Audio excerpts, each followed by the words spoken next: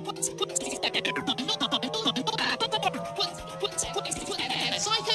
Renegade Masters.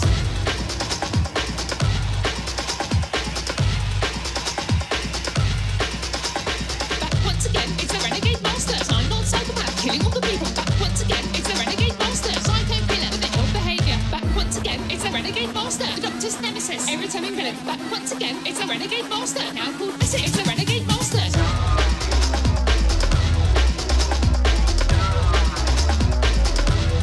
Killing all the people.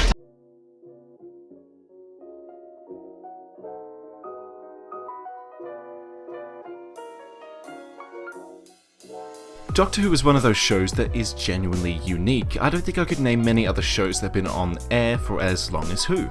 I've been watching this stupid show for most of my life, and I probably won't stop for a very long time.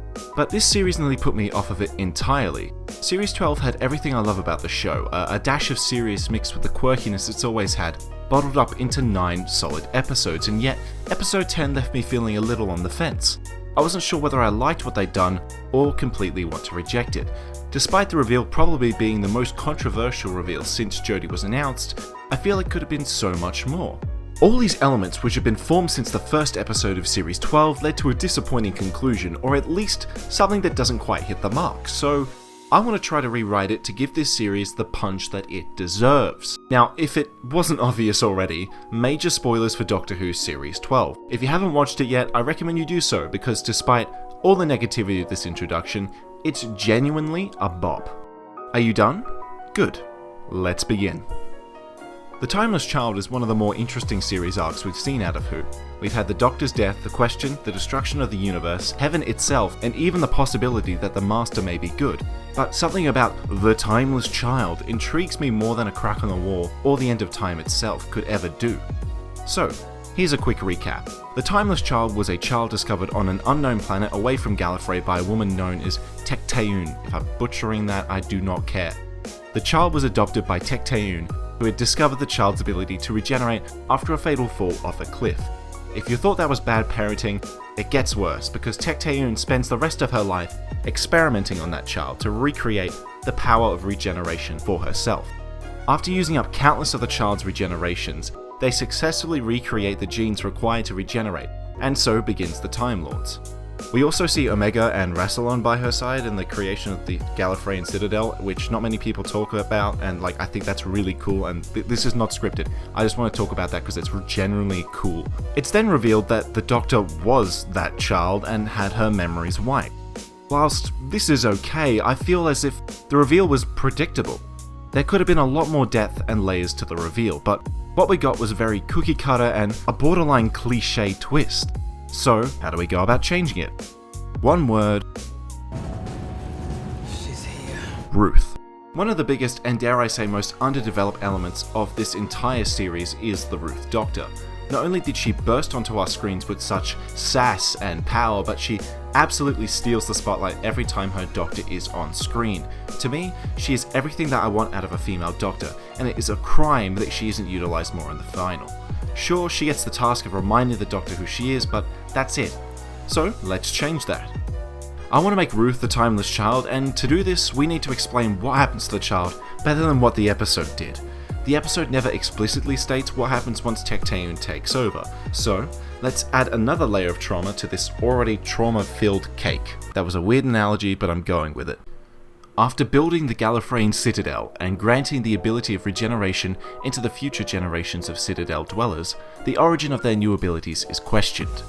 After debates within the newly created Council of Time Lords, the Timeless Child is revealed.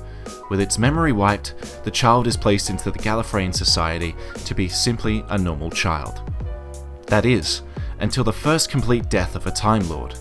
Until that moment, they had believed that, like the child, a Time Lord could regenerate an infinite number of times. But as time progressed and Time Lords began to reach the end of their regeneration cycles, the 13 incarnation limitation was proven. Desperate to ensure their immortality, Tecteun authorizes for newer experiments to allow for an infinite number of regenerations, which were to be kept hidden from the rest of the Council. A new, virtual reality was built to simulate off-world-like environments. This would soon become the Matrix. To ensure the child is preserved, they are suspended in time, never to age, placed in the Matrix to be forever cursed, experimented on day after day, until, finally, the limitation of regeneration was broken. Driven to near insanity, Tecteun confides in one of the other founding fathers of Gallifrey, Rassilon. A fight had begun between the two until Rassilon takes the discovery for himself, and in the process, casts the child away to be forever locked in the Matrix, never to be released or experimented on ever again. And whilst it may have been a heroic act to rid the child of countless centuries of experimentation, many believed that it was an act of greed, allowing Rassilon to have control over regeneration for himself. To ensure that the child was to never be disturbed, the division is created to regulate and monitor the Matrix should someone find the child again. I think this explains the regeneration limitation a lot better to the audience, try saying that 5 times fast, as I saw that a few people believe that the Doctor had always had an infinite number of regenerations. This just explains that despite gaining the ability of regeneration, the Time Lords, unless enhanced more, have a set 13 incarnations. This also allows for Rassilon to once again take the spotlight a bit more, as in the original version he was completely left out, despite being a character that is hellbent on living forever, at least in New Who. I don't know about Classic. But Moose, I hear you ask, how the flip is the child going to become Ruth in all of this? Well, how about you wait like 5 seconds, you dummy? I didn't just want to make this video like 5 seconds long, keep your pants on. For the next part of the story, we're going to have to jump ahead in time to the Time War. Now, I cannot stress this enough, don't go flaming me in the comments because it contradicts the millions of Big Finish Time War stories. We all know Big Finish isn't canon, baby. Don't try and punk me, I'm not gonna go listen to it. So we jump to some of the final days of the Time War as Gallifrey is constantly getting fire from all sides. We're talking Daleks in the sky, Daleks in the streets, Daleks in the sheets, basically enough Daleks and more to scare the pants off of you. And exactly that happens to a rather young Gallifreyan soldier who looked no more than 12. Attempting to flee the battlefield, he unknowingly escapes into the chambers of the Matrix, which has long been abandoned due to the war right on Gallifrey's doorstep. Accidentally entering the Matrix, the soldier discovers a little girl sitting on a park bench who appeared no older than 7. Despite the war zone happening what feels like meters away from where they are, the boy seems to forget the urgency. Something about her seems familiar, as if he had always known her. He sits down next to her, and before he can even speak, she says it's okay to run from the war. Bewildered, he asks how she knows he's running. She explains how she can see all Time Lords and Gallifreyans, thanks to the Matrix. She has seen so many lives, how they began and how they ended. She has seen the moments of love, laughter, and happiness. But despite all of what she's seen, she didn't watch the war. It made her sad. She was a child after all. Curious as to whether this was all real, he asked her what she watches instead. The child describes a Time Lord she thought was very funny and very silly. One that had ran away from home in a magic blue box, who ran with friends and fought scary monsters. One that had been alone like her and had a funny tin dog. Someone who had the biggest family in the entire universe and the biggest hearts of them all. She wanted to be like her, to be a hero like her, to have a family like her. Those words spoke to the boy, as if for the first time in his life, he knew exactly what to do. Taking her hand, he promises her that she can be, and they both leave the Matrix. Running in a war zone for the first time in thousands of years, the child was free from the Matrix. Running as fast as they could, the boy leads her to the only place he could think of that could take them off-world. Whilst all the fully operational vehicles had been taken, there still remained one TARDIS in the scrapyard. Approaching the ship, they were given access. Years later, the boy could never fully tell whether it had been the girl who piloted the ship or the ship had pitied them both and did it for them. The boy, the girl, and the ship escaped Gallifrey and the countless of years of capture the timeless child had experienced. They spend the rest of their days travelling through time and space, just as her hero did, with the little girl becoming the hero she had always wanted to be. For the first time in her life, the timeless child had a family, a brother, and a home. At the end of the war, the two had grown. The girl would grow up to become the Ruth that we know today, running from the division who had reformed to seek her out. The boy would grow to be her older brother Lee, the man who helps his sister convert herself to human, who guards her as she lives her normal life, seeing her as her weird older brother who lives with her. And the man who was eventually killed protecting the little girl he swore to protect in the Matrix all those years ago.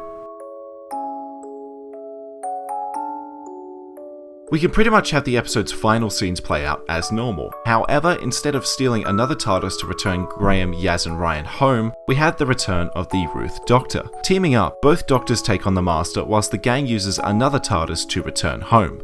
Finally, after all these years, the timeless child gets to fight alongside her childhood hero and best friend. Using the death particle, Ruth sacrifices herself to defeat the Cyberlords and putting a stop to the people who had exploited her all those years ago.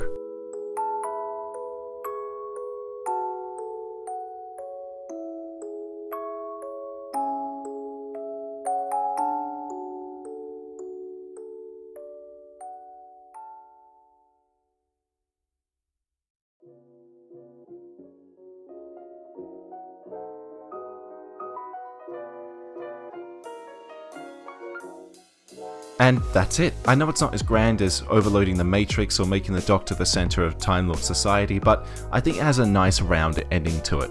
Of course, I've left out some details such as Ruth not knowing what the Sonic is or what they do in the meantime, but I think that allows for others to swoop in and add story to it, and it leaves it up to the imagination. But this isn't the only rewrite I want to do. Depending on how you guys feel about the video, I'll go ahead and rewrite the entirety of Series 11. That's not a joke, I will actually do it. I think the Stentor could have been such a great villain, but I just think it missed the mark a little bit, and I want to make it better. So if you liked what you saw and you want to see more, click the subscribe button. Otherwise, you can check out my Doctor Who fan game where you take on the role as the Doctor and fight monsters throughout time and space. It's very work in progress at the moment, but that's a bit more of my content. You can also see where I talked about how many Daleks it would take to change a light bulb. That was my kind of first attempt at one of these videos, and it's something, I guess. But anyway, with that said, my name is Commander Moose, and thank you so much for watching.